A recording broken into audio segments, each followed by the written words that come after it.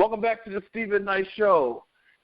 Actor, model, author Terrence Terrell has released a new book, highly anticipated new children's book, Blacky. Blacky is the story of confidence based on Terrence's childhood. He joins us here today to tell us about everything he has going on, but especially about Blacky. Please help me welcome Terrence Terrell. Welcome to the show. Thanks for having me. How you guys doing? I'm doing good. Listen, you are one of the hardest working men in business right now, show business right now.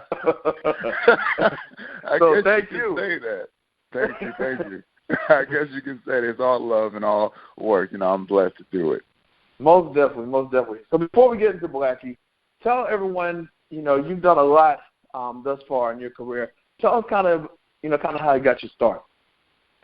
Well, I got my start from a little old woman in Cleveland, Mississippi. Her name was Clingy Davis. She was my grandmother. She raised me. She always taught me to do unto others as they would unto you. Treat people with kindness and treat people the way you want to be treated. And always hold yourself high because I was a king. That's what my grandma used to say to me. So I always wanted to be the first moment I had wanting to be in the business was listening to Bobby Brown, My Prerogative. I think I was like 5, and all I remember a pamper. I used to take my pamper off and dance on top of the table. And I used to get in trouble for it, but my grandma I remember her saying, like, he's expressing himself.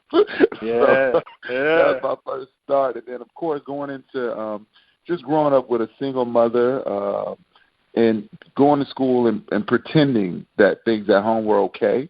So that was a form of acting, and watching Boomerang and watching Eddie Murphy, who looked like me and I could identify with Whoopi Goldberg as well as Color Purple. Okay, they look like me, they're on TV.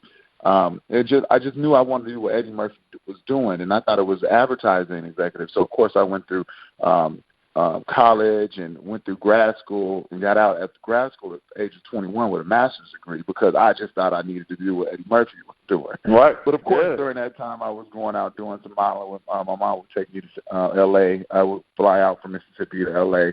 on Christmas and go up there to try to model and stuff. And it was, it wasn't working out. One man told me a lot of no's.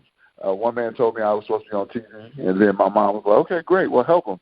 And he just said, okay, no, I can't. And then she cussed him out and said, he's going to be back one day. Right. So all that great stuff. And then, sure enough, came back out to L.A. after grad school to finally pursue that. My first big thing was Kanye West Love Lockdown. Yes. That was my first big break. You couldn't tell me anything. I thought I made it. But realizing that that those that you have to, people only going to give you as much as you work for. So worked through that and did a couple more videos. Worked with Beyonce. Did the whole Rihanna thing. Did student films. Anything you were doing, I was ready. I was ready. And just always just keeping that focus to a point where I knew where I came from. I came from Mississippi. So always having that hard work, the humility, and just being grateful for every moment. I think that's what got me as far as I've been, because I had a lot of people. It takes a village to raise a child.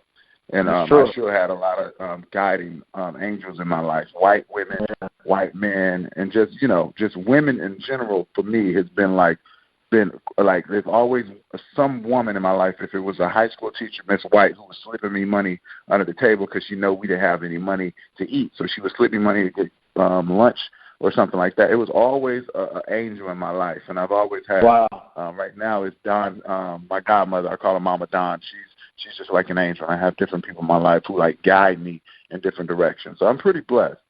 Yeah, sounds like it. Definitely sounds like it. So you talked about working with, Rihanna, Beyonce. Because a lot of people, they want to get into the industry in any way they can for the most part. But what was your big break? Like, where did you get that call or that audition? How did it happen for you? The first one I would say was Kanye, because that was the first thing that I ever did that was actually big. In LA. I've done some stuff in Mississippi, like I was on Billboard for my college and everything. I thought you could tell me anything. I was in Inabina on Mississippi Valley State, and I was town on top of you couldn't tell me anything. I was a star. Right, coming out there, I realized that didn't mean anything, and LA is a whole different monster. So my first big break was Natasha Ward. She was a casting director. It was for Kanye West Love Lockdown. his mom just passed, and I remember watching it on the MTV Music Awards, that song. I was like, oh, it'll be dope to do the music video. And they wanted a witch doctor. So I went in, instead of just going in, usually LA, you go in for an audition, they always tell you look plain, like a plain canvas, so people can decorate you in their head. Right. But I was like, no, I'm going to go in as a character. So I dressed up. I had this big bone thing on my head. I had this big black ponytail thing. I had these big drape things all over me, face made up like like Shaka Zulu. I look like Shaka Zulu with a big giant piece on my head, and I was walking down the street with it. It's like 2 o'clock in the afternoon. It's Hollywood, so I was walking to my audition, paint sweating off my face. But I got in there, and I remember Natasha. She sat back in her seat because everybody else, some of the guys just took their shirt off for the audition. But when it came for me to get in there, they were like, "Whoa, you came in here to get the part." You can go in there. You won't play whatever. Right? But when she said I came to get the part, and they started the music, and they just wanted me to like look intense in the camera and do my thing, and I remember just in that moment, there's a way that you connect to that camera, or there's a moment that you don't see anything else in the room, and you really connect. And I remember that was the first time I really felt that, and I didn't feel anybody else in the room. And sure enough, I got a call, and they booked me for it. And Kanye asked me to stay later on because he wanted me. I played like 5 different characters in that video. And the funny thing is, you can see who I am, but my mama, when the video came out, my mom, there's a part where Kanye is sitting on the ground, and you see this big giant thing. The camera pulls back, you see this big thing next to Kanye. And all you can see, I had this big thing on my head. You couldn't tell it was me. So I was like, you can't tell. Like, ain't nobody know I'm in this video. I ain't even talk about it. My mama called me and said, oh, my God, I saw you. And she picked it every time I was out in the video. And I said, how did you know that was me? She said, I know your ankles and your toes. I saw your big toes. Oh, wow. And my mama said she knew her baby's feet. So I was like, wow. So that was my first big break. That's a mother's love right there. Yeah, that was crazy. She recognized my ankles and my toes. Like, that woman, Tommy Jean, is crazy. I was like, this woman is crazy. But, blessed. But it taught me on that set, I saw how things were working. Like, you had the choreographer in the corner. Everybody had something to do. And if you want to look like you belong there, you need to, one, have the presence of somebody at the same time. You need to look eager but busy. So I was like, okay, I need to be working. I need to be soaking in everything. And the people who were on the camera the most were ones who were actually listening and trying to make sure they executed every move the director needed. So I was okay. And I came from sports and everything. So I was okay, I'm going to get in. It's like a game. You got to make sure in the head level. So that was my first big break, the Kanye. And if anybody wants to get into it, I just say the fame and the fortune, it took me a long time to get this. But the fame, the lights, all that stuff comes and goes. But the work, you want to fall in love with the work, because the work what keeps you stable. So when you get an audition, it doesn't make or break you. It should give you another chance to show somebody your work, instead of like, oh, if I get this one, I can eat for the month. I can do this. That stuff comes. But once you get into the moment where just going in that room, being able to display your gift in front of whoever's in there, that should feed you. And once, I know it sounds a little crazy, but once you get into that headspace, nobody can touch you. And at that point, you're so nonchalant with the opportunity and so impressed with the work that people see that, and they want to book you because they see how passionate you are about your work. Yeah. That's great advice. Definitely great advice. Yeah, so work hard. I would say just work hard, and when I say work hard, focus on the work. Don't think about the part. Don't think about who's going to be the director. Don't think about how much it's paying. Think about going in there and displaying your talent and your work, doing the best job at that script or whatever role they want you to play in that commercial. Do that the best. Right. Well, let me ask you, what made you move to L.A.? Go from Mississippi. Obviously, you wanted to go into acting and whatnot. What made you know that L.A. was going to be home? Well, I'm going to say another name again, Tommy Jean. That's my mama's name. She moved us from Mississippi when I was 5 to San Diego.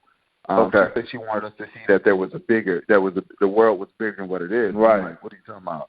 But a lot of people in the South, some people never even been on an airplane. I have people who I know that are almost 40. They never been on airplanes, or they only drive. So she said she always wanted more for us, and she always told us as kids, like, don't be like me, be better than me. I need you to be better than me. So my mom will always say that to us. What do you mean? But she will always say be better.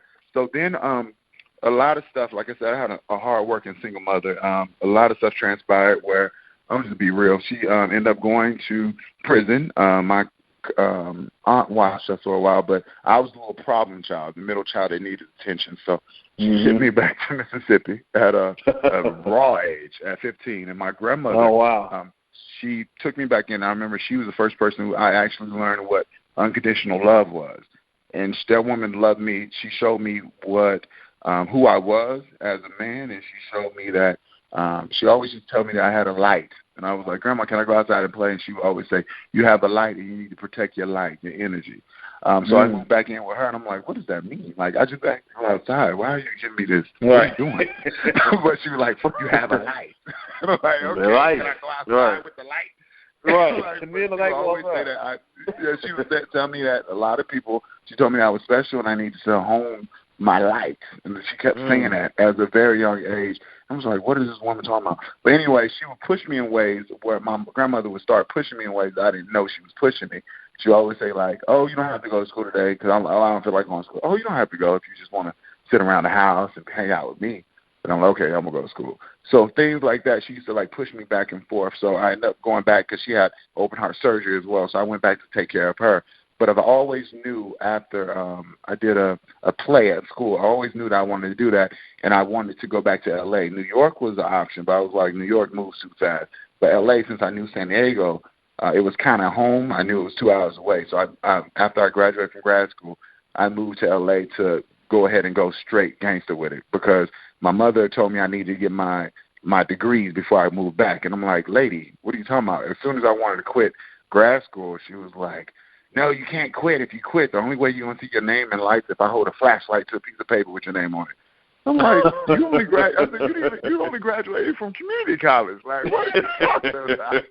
But I ended up getting pushed by these crazy women, crazy strong women in my family, and I ended up coming back to L.A. And after I had my master's at 21, that was a whole different beast because at that point I saw that hard work pays off. So I came out here to just take heads. Right, it's a fire, but of course I went around about it the wrong way at first because all I wanted was the fame. Oh, I'm gonna be famous. But a lot of things transpired in my life where a lot of dark stuff happened, a lot of crazy stuff happened to make me know that what I was doing was the only thing that was really feeding me, and so I had to like take the lights and the money and the fame away from it. And then as soon as I did that and learned who I was as a man. As a black man and everything else around me, and as a man from the South, it was like, okay, now I know who I am. So now I can go back at this thing and know that at the end of the day, if I don't get this part, it's not going to make or break me. Exactly, yeah. Wow, that's powerful. So all that you've done so far, you decide, you want to come out with Blacky, children's book. What was the inspiration behind it? You know what? The Blacky came about. I was sitting there, and this is funny. We was watching, me and my friend David, he was sitting there, we was watching Wendy Williams or something. I was in there cooking something, and I don't even like cooking, so I know it had to be some weird thing. But Tate Diggs had a book about a little mixed kid, and then David said something like, why do you do that? Why don't you write something about a black kid? He's dark. And then David looked at me and said, you're the only dark-skinned person in L.A. that likes their color. And I'm like, well, I just learned how to do that. And he was like, yeah, but a lot of dark-skinned people out here, which is true. A lot of people bleach their skin. You see a lot of these actors that look dark on TV, then you see them, and they're really bright. You're like, what the hell? Right, yeah. My color. And I said, I'm going to write a book about that. I have a book. And he's like, oh, you should do that now. And I'm like, when I become huge, I'm going to do it. He said, why not now? So the Valentine's Day came up. I just did a horrible, horrible breakup. And I was in there going through a lot of crazy stuff last year. So Valentine's Day came up, and I just knew it was going to be a hard day because I was by myself, quote unquote. Right. So I thought. And instead of focus on the negatives, I wanted to focus on positives. So I was like, okay, I did say something about a book. Let me just write some stuff down. So I went to Barnes & Noble first and saw that there was nothing out there like that because I didn't want to duplicate anything. Right. Time, or get sued. You never know. So I did research out there. I came home and I sat down. And within 45 minutes, I had my book because I already knew that. Wow. My favorite book as a kid was The Ugly Duckling because I was darker than my sister, my brother, and my mom. And then my grandmother, she was the most beautiful thing I've ever seen. And she was this high yellow, that's what we say in the South, woman. High yellow, right. Like white woman. Yeah. And I started writing, and next thing you know, Blacky came out. And I started off with the word black, and then it's in my phone. Black, my magic, black skin, universe, melanin. And then next thing you know, I came out with this thing, and I was like, okay, should I name it Blacky? And I did all this within like an hour's time. And I was like, no, wow. Blacky, that's scary.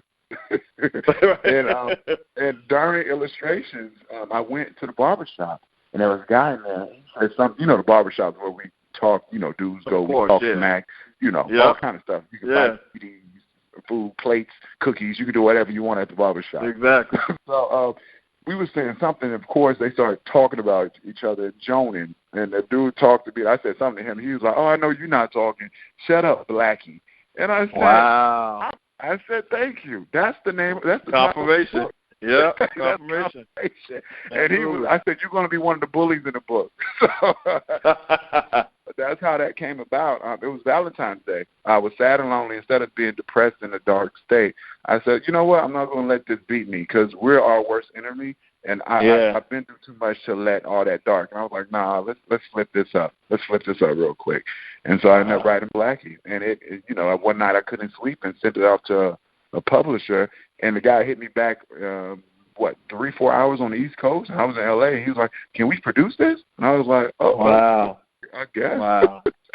So when you got that call, what were you thinking to yourself? I was like, okay, what's the catch? Am I being punked? Like, this is right. Literally, I sent it to 2 publishers. Like, who does that? And I spoke with some people who've written books for like 12, 15,000 years and never even got the manuscript over.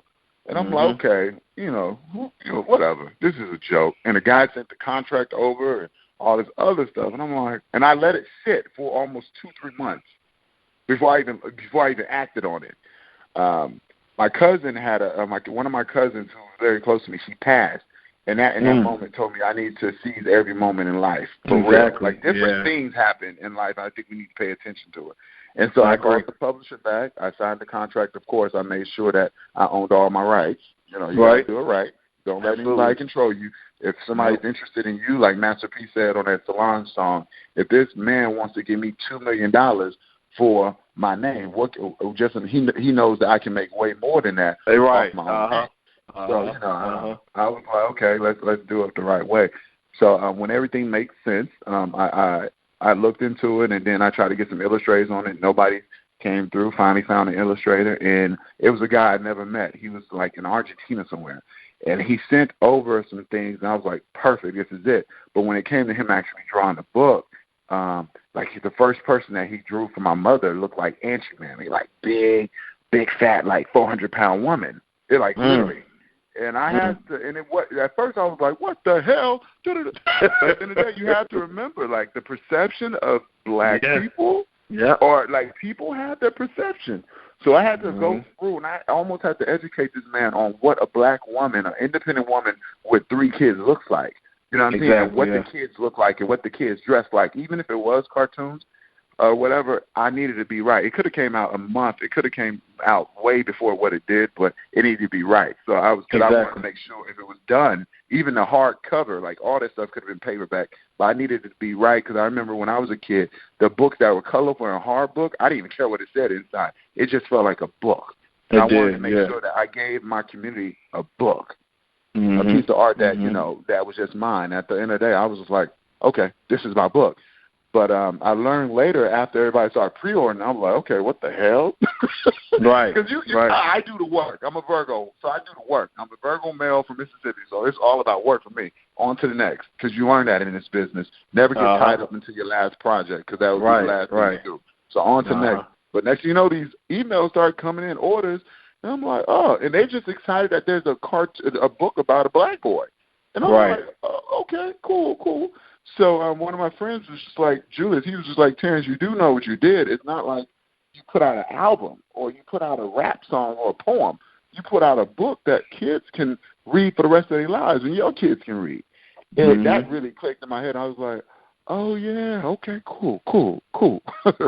So now just giving it the love that it needs, making sure that every book is even signed by me, because we need to teach our young ones that they are kings and queens. And like my grandmother wouldn't let me lay on the floor as a kid. I used to get in trouble if I wanted to make a quote unquote pallet on the floor to hang out with the other kids because she told me I was royalty. I wasn't supposed to lay on the floor. She said rats and roaches and everything else on floors, you don't lay on floors. And it took me a while to get out of that headset to like, what do you mean? I'm having fun with my friends. I want to spend the night. We're supposed to lay on floors. She's like, no, they don't have enough room on couch or bed. You're not going. And I used to think my grandma was so evil. But she was right. Like, you have to instill this in these kids that, you know, they're royalty now. Absolutely. Because if playing not, that foundation. If not, they don't know. And I didn't realize my presence. I'm 6'5". I didn't realize my presence until last year. And Mama Joy is a real person. She told me I was walking one day, and she said I was a little upset. And she said, what are you doing with your head held down, my king? And I was like, oh, okay, here comes the king thing again. So it's always confirmation. We need to instill that into these kids now that they're royalty. And like my little king, princess, prince, because that kind of stuff regulates and that makes them want more. Yeah, it's true. Very true. Very true. Talk about the premise of Blacky. I know it's about a scholar who is a young black young boy. Tell us about what he goes through. Well, Skylar, he's a little dark-skinned boy. He grows up in a household where nobody looks like him. His mom doesn't look like him. He knows that's his mom, but, like, nobody looks like him. He can't relate to his little brother. He can't relate to his older sister, both because one's older than him and she's a girl, then one's younger and he doesn't know anything, and both of them are light. And Skylar doesn't understand why he looks so strange. He has this big nose, big head. His head, he literally looks like a grown man trapped in a little boy's body. His face is, like, different. His head is huge, and he has this lanky body.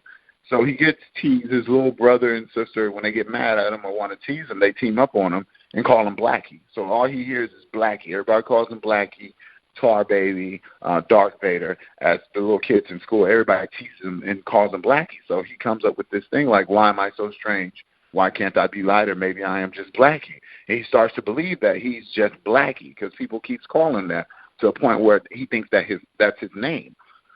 So he decides to run away. Then he meets his friend Mama Joy, who educates him on melanin and tells him why his skin is so different and why he's going to be a king because of his dark skin and how it's going to help him keep him looking young and protect him from the sun. But at the same time, it's going to give him power as a black man to walk the earth with dignity and power and strength.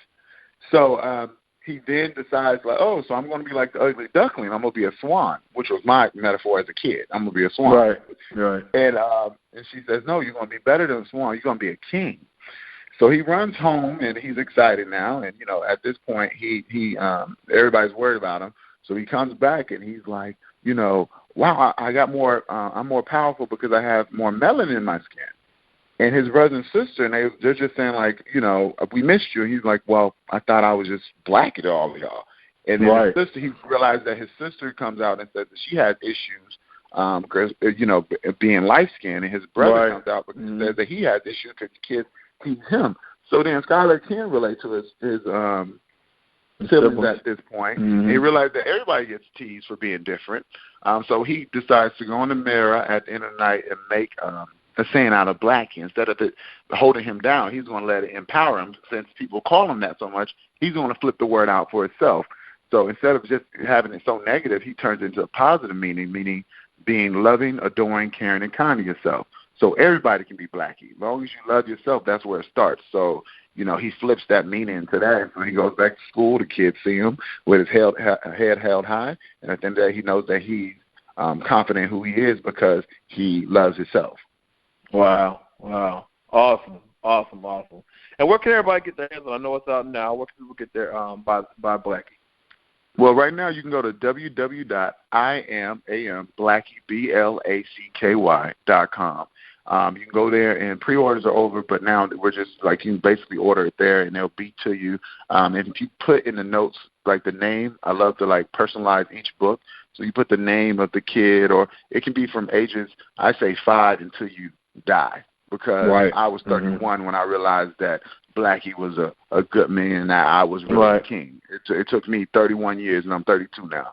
to realize that. So I say it's for all ages, and everybody can relate to it. That's a story that everybody knows. Even if you're white, black, yellow, even if you're white, you're the palest person in your family. Yellow, you don't know how to mix in with the black or the white.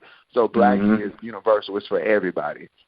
Most definitely. And you go to www.IamBlacky. He has the Instagram at IamBlacky as well.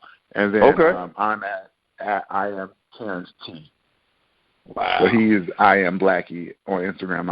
I am T. Terrence T on Instagram. Dope. So listen, before I let you go, I gotta acknowledge the fact that you all have a recurring role on Criminal Minds, which comes on CBS, as Aisha Tyler's brother. Tell us about that role.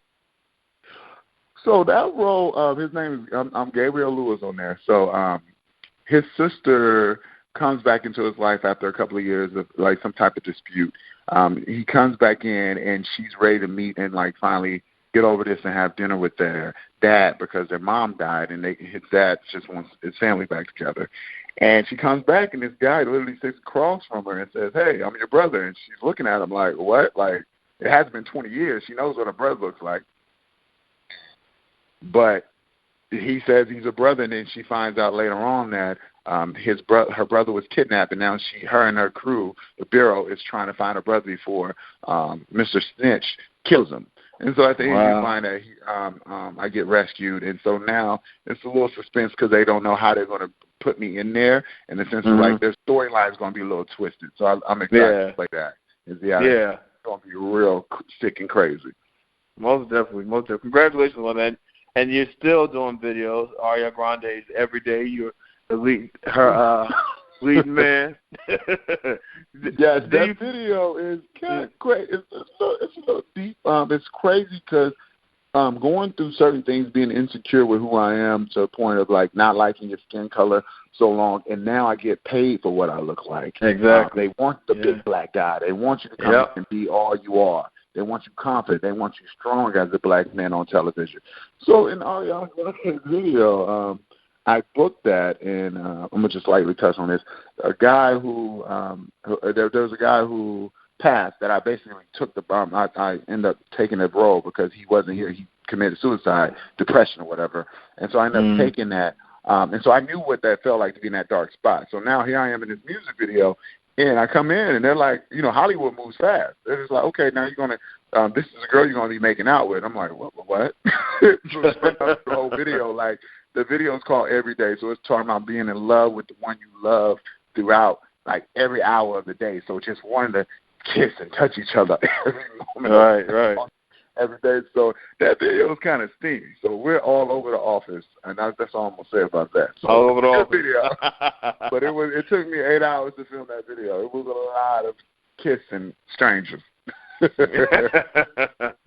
Well, look, Terrence, I really appreciate it, man. You coming on tonight and telling us about all the wonderful things you're doing. Thank you for having me. The story of Blacky, I mean, that's something that all children, all people can identify with and get something from. And, again, they can get that at IamBlacky.com. Terrence, man, thank you so much. I wish you nothing but continued success. You got to come back on the show. Anytime, man. Thank you for having me. Thank you, guys. No doubt. Well, listen, we'll be right back.